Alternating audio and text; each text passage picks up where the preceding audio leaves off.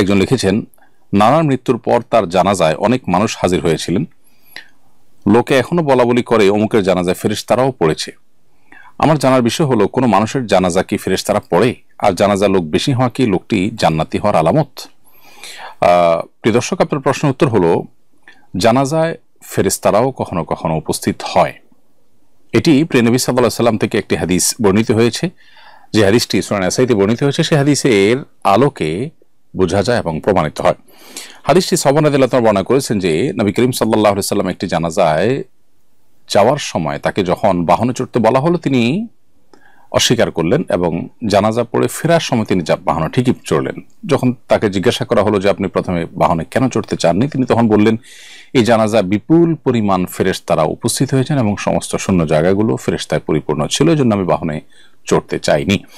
এই হাদিস থেকে পরিষ্কারভাবে বোঝা গেল যে জানাজায় ফেরেশতা উপস্থিত হতে পারে। মানুষের জানাজায় ফেরেশতা উপস্থিত হওয়াটা এটি অস্বাভাবিক কোনো বিষয় নয়। তবে প্রত্যেক মুসলমানের জানাজাতেই যে ফেরেশতারা উপস্থিত হয় এমনটি কিন্তু হাদিস থেকে বোঝা যায় না। এখান থেকে একটি বিশেষ ঘটনায় বোঝা যায়। অতএব বিশেষ কোনো ব্যক্তির ক্ষেত্রে তার মর্যাদা, আল্লাহর কাছে তার সম্মানের খাতিরে ফেরেশতারা তার জানাজা শামিল হতে পারেন।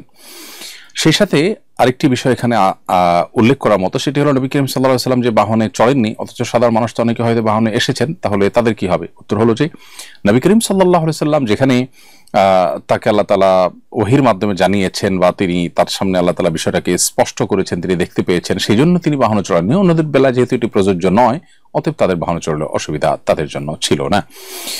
আর এই হাদিসের আলোকে বোঝা গেল যে আপনার নানার জানাজা বিপুল পরিমাণ মানুষ হলে সেখানে কিছু ফেরেশতাও থেকে থাকতে পারেন। ফেরেশতা জানাজা উপস্থিত হলে তার দুটি রূপ হতে পারে। একটি হলো ফেরেশতাকে আল্লাহ রাব্বুল আলামিন জিনের মতো যে কোনো আকৃতি ধারণ করবার ক্ষমতা দিয়েছেন।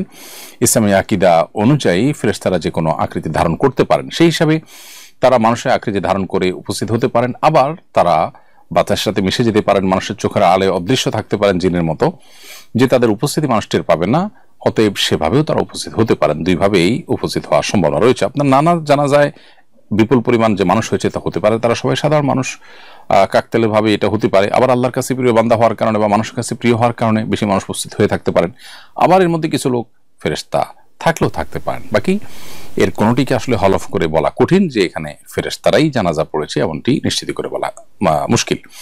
তবে জানাজায় মানুষ বেশি হলে এটি জান্নাতি হওয়ার আলামত, এইভাবে হাদিসে না আসলেও তবে এটি ভালো লক্ষণ হিসেবে হাদিসে উল্লেখ হয়েছে, যেটি সুনানে মুসনাদে আহমদে বর্ণিত হয়েছে। আমাদের আয়েশা রাদিয়াল্লাহু তাআলা বর্ণনা করেছেন যে নবী করিম সাল্লাল্লাহু আলাইহি ওয়াসাল্লাম ইরশাদ করেছেন, মা মিন মাইয়িতিন ইউসাল্লা আলাইহি উম্মাতুম মিনান নাস।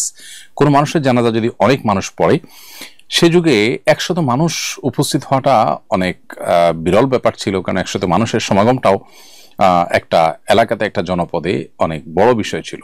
তো সেই ফিগারটা উল্লেখ করে আমাদের আয়েশা বর্ণিত হাদিস নবী সাল্লাল্লাহু আলাইহি ওয়াসাল্লাম বলেছেন যে এরকম অনেক মানুষ উপস্থিত হয়ে, 100 মানুষ উপস্থিত হয়ে যদি তার জন্য সুপারিশ করে, তাদের সুপারিশ গ্রহণ করা হয়। তার মানে বেশি মানুষ মুসলমানদের জানাজাতে শামিল হলে কোনো ব্যক্তির, সেটি তার পক্ষে আল্লাহ তাআলার দরবারে যে সুপারিশ করা হয় সেটি কবুল হওয়ার লক্ষণ বা আলামত। এটি সৌভাগ্যবান মানুষের একটি চিহ্ন বলা যেতে পারে। তবে চিহ্ন বা আলামত দিয়েই সবসময় মানুষের চূড়ান্ত ফয়সালা করা যায় না, আমরা শুধুমাত্র সুধারণা করতে পারি।